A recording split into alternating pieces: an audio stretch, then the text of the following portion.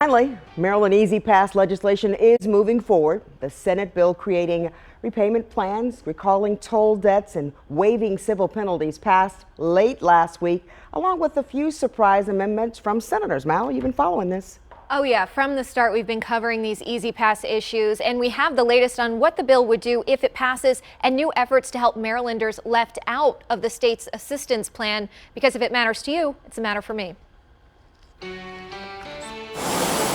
It's a problem plaguing many drivers. A petition in response to the state's handling of E-ZPass issues is nearing 32,000 signatures.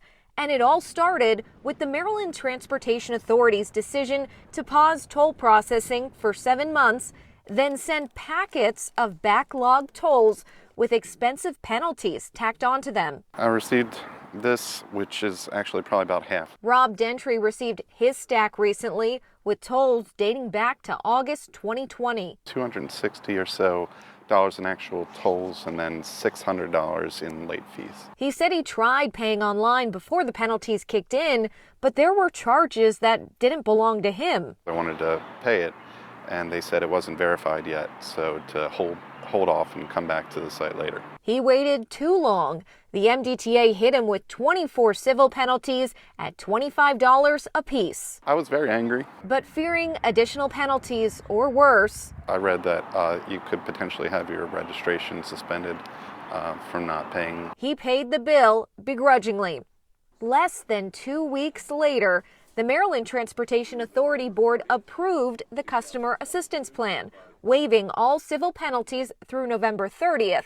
However, it doesn't apply to Rob. We have a trust agreement, and in that trust agreement, the board has to take an action before something can occur.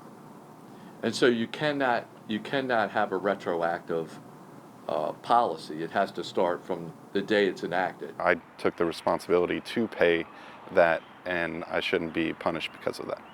Has everyone recorded their vote? All of Maryland's state senators seem to agree after unanimously passing Senate Bill 59 on Friday. The bill, sponsored by Senator Corey McCray, allows the MDTA to offer payment installment plans, recall delinquent toll debt sent to the Central Collection Unit, confirms civil penalties will be waived according to the Customer Assistance Plan, plus several new amendments. The most important part is those folks that have already paid, so they didn't want to deal with MDTA. They said, I don't believe I'm in the wrong, but I'm just going to pay the fee, to make sure the MDTA notifies them to let them know that they're eligible for a refund. Senator McCray is also seeking information on the number of customers who may be eligible for reimbursement.